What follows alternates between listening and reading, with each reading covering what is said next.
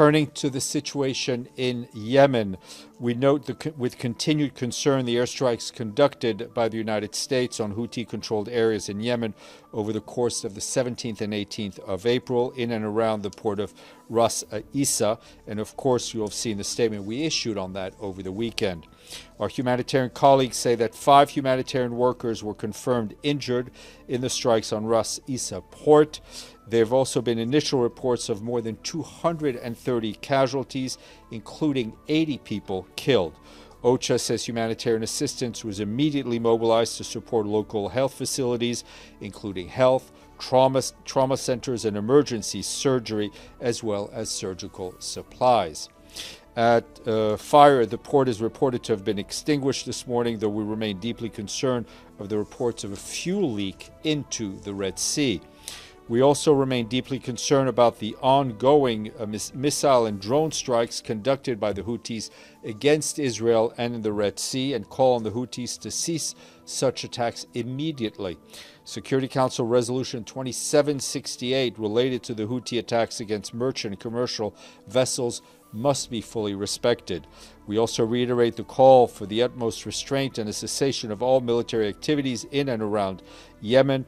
Our colleagues on the ground continue to engage with relevant parties in this respect. We reiterate that any additional escalation may further destabilize Yemen and the region and pose a grave risk to the already dire humanitarian situation.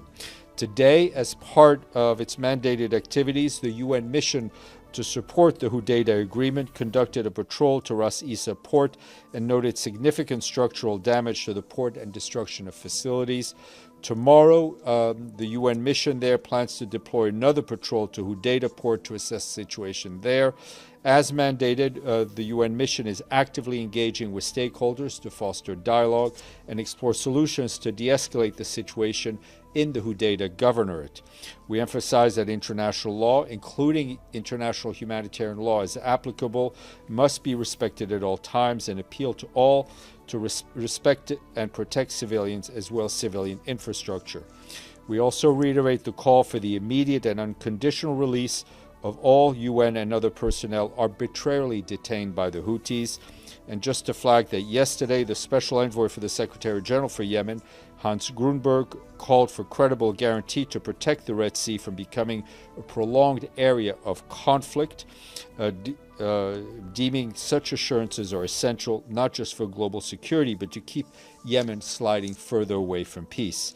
And also, our humanitarian colleagues warn that the latest violence threatens to worsen the already humanitarian situation in Yemen, where more than 19 million human beings need vital aid to address widespread hunger, disease, and protection needs. Children are especially vulnerable. A measles outbreak in Marib Governorate has continued to surge, with more than 240 confirmed cases and over a dozen child deaths this year. Sustained public health intervention are critical to manage and prevent such outbreaks, which in turn requires predictable funding and access for partners on the ground.